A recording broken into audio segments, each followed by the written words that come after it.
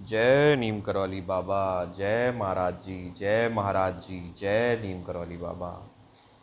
बाबा जी महाराज जी एक दिन भीमताल, जो नैनीताल के पास में एक जगह है, वहाँ गए। वहाँ पे एक श्री देवी दत्त जोशी जी हैं, उनके घर पधारे। थोड़ी देर में वहाँ कई अन्य भक्त भी आ गए। कुछ इधर उधर की बातें करने के बाद सहसा भक्त बाबा जी ने कहा, दो तीन भक्तों से कुछ दूर पर बने एक पुराने शिव मंदिर के पीछे एक खंडहर भवन की ओर भेजते हुए कहा, जाओ, वहाँ एक आदमी और एक माई कमरे में बंद है, उन्हें ले आओ। भक्त लोग आज्ञानुसार चले गए और वहाँ बंद कमरे का दरवाज़ा खटखटाया, पर कोई ना बोला तो लौट आए।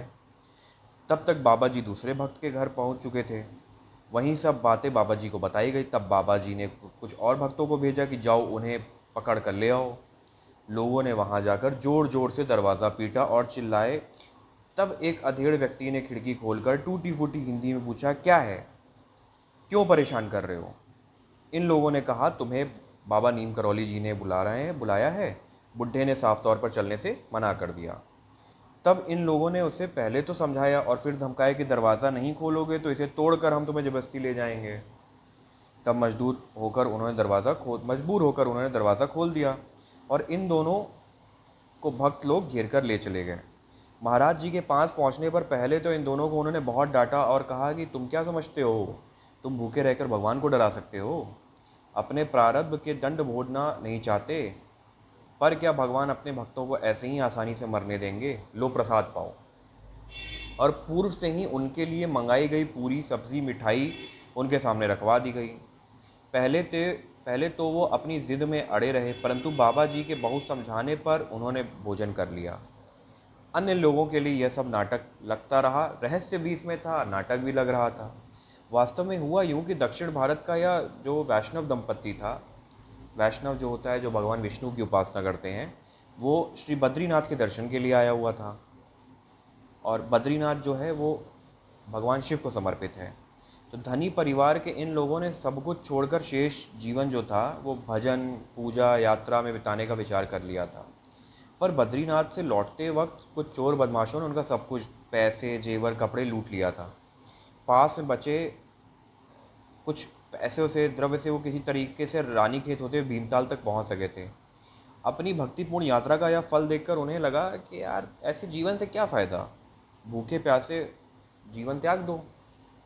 और भूखे प्यासे वे 3 दिन तक भगवान की इस निरंकुशता को कोसते रहे कि भगवान ने हमें वो दिया। लेकिन इंसान ये रियलाइज़ नहीं करता है, इंसान ये नहीं समझता है कि उसने पहले जो कर्म किए हैं, जो बुरे चीज़ें करी हैं, जो इस जीवन से पहले भी जो जीवन रहे हैं उसमें बुरे कर्म किया, उसके तो दंड भोगने पड़ेंगे। हाँ, उसकी इंटेंसिटी भगवान का नाम लेने पे कम हो सकती है। तब उसके बाद भगवान के प्रति यह वैष्णव दंपत्ति का यह गुस्सा था और उनकी आस्था विश्वास पर यह चोट महाप्रभु नीम करौली बाबा नहीं सह सके और भीमताल पहुंच गए। भोजन के बाद महाराज जी ने, नीम करौली बाबा ने उन्हें गंतव्य तक जाने का यात्रा भाड़ा भी देना चाहा, तो वो लोग मना करने लगे। तो बाबा ने बोला कि अभी रख लो, घर पहुंचने पर भेज देना। और वे उसे लेकर अपने घर चले गए। दोस्तों, कई बार ये होता है कि इंसान कि बहुत से प्रीवियस लाइफ में जो उसके पिछले जन्म के फल हैं वो हमें भोगने पड़ते हैं। हाँ, लेकिन जो गलत काम है, जो गलत काम किए हैं, उसकी इंटेंसिटी कम हो जाती है जब आप ईश्वर का नाम लेते हो। इसका ये मतलब नहीं है कि इंसान को अपने कर्मास, जो उसने कर्म किए हैं बुरे, उसके फल उसको नहीं भोगने पड़ेंगे, वो भोगने पड़ेंगे। लेकिन ईश्वर में जब आप रहोगे तो वो आपके फल बहुत छोटे हो जाते हैं। उसके मतलब, जहाँ पे एग्जाम्पल के तौर पे, जहाँ पे किसी का अगर ट्रक से एक्सीडेंट होने वाला होता है, भगवान में रहने पे उसका साइकिल से एक्सीडेंट होता है। तो ये फ़र्क होता है ईश्वर की उपासना का। और बाकी ईश्वर है, सब महाराज जी की कृपा है, वो संभाल लेंगे, उस पर भरोसा रखिए उन पे। एक और मैं आपसे महाराज जी की व्याख्या करना चाहूँगा।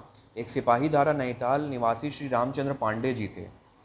तो उनकी लड़की थी, रामचंद्र पांडे जी की लड़की थी शांता।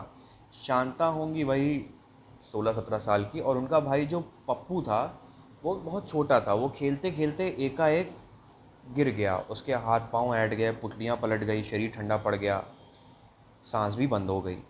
रोना धोना मच गया कि अरे, खेलते खेलते ये क्या हो गया। नैनीताल की घटना है। तो फिर सब लोगों ने बहुत कोशिश करी, डॉक्टर्स आए, सब हुआ, बट कोई इलाज नहीं हो रहा था।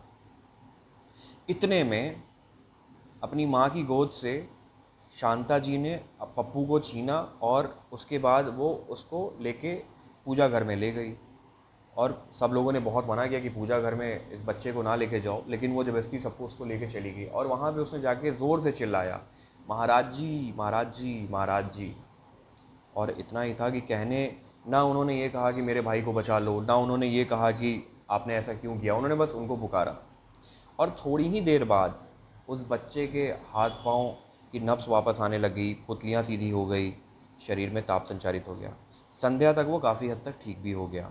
दूसरे दिन बाबा जी महाराज के दर्शन करने जब शांता जी अपने माँ के साथ बजरंगगढ़ आई तो महाराज जी ने केवल इतना भर कहा, कल तूने हमें 3 बार ज़ोर से पुकारा था। इसका मतलब समझे मेरे दोस्तों कि जब भी आप महाराज जी की पिक्चर के सामने, फ़ोटो के सामने आप जब उनको पुकारते हैं, उनसे बात करते हैं, तो वो सुनते ज़रूर हैं। और उनका प्लान हमारे प्लान से 100 गुना ज़्यादा बेटर है। तो उनके प्लान पे भरोसा करिए, बाकी सब कुछ उनकी लीला है, जो करेंगे अच्छा करेंगे। और महाराज जी पे कभी भी कोई लाइफ में दिक्कतें आई तो उसके लिए उन पे कोसिए नहीं, बस सब कुछ उन पे छोड़ दीजिए। बुरा वक्त भी आएगा, अच्छा वक्त भी आएगा, और उन दोनों वक्तों को समझना ही हमारी जिम्मेदारी है। क्योंकि महाराज जी, देखिए, महाराज जी कभी लेक्चर नहीं देते थे कि ऐसे करो वैसे करो, ये नहीं सिखाते थे। महाराज जी हमेशा सिर्फ ये कहते थे कि तुम लोगों को खाना खिलाओ, फीड करो। बाकी वो आपके जीवन में ऐसी सिचुएशन क्रिएट कर देंगे कि आपको अच्छा लगेगा और आप सीखोगे उससे। और जब भी आपको जीवन में लगेगा ना कि अब आपकी नैया डूब गई है, तो महाराज जी एकदम से आपको उठा देंगे। वो बस खेल रहे हैं, और एक लीला का आप सब एक उनके कठपुतलियाँ हैं वैसे खेल रहे हैं। ये सब एक पार्ट ऑफ लीला है। तो इसमें बस भरोसा रखिए, ईश्वर हैं वही। देवराहा बाबा ने उनके बारे में कहा था कि देवराहा बाबा उनके बारे में बोलते थे कि यही तो पवन पुत्र हैं, यही हनुमान हैं। तो ये चीज़ है, महाराज जी भरोसा रखिए, बाकी सब अच्छा होगा। जय श्री राम, जय महाराज जी, जय महाराज जी, जय।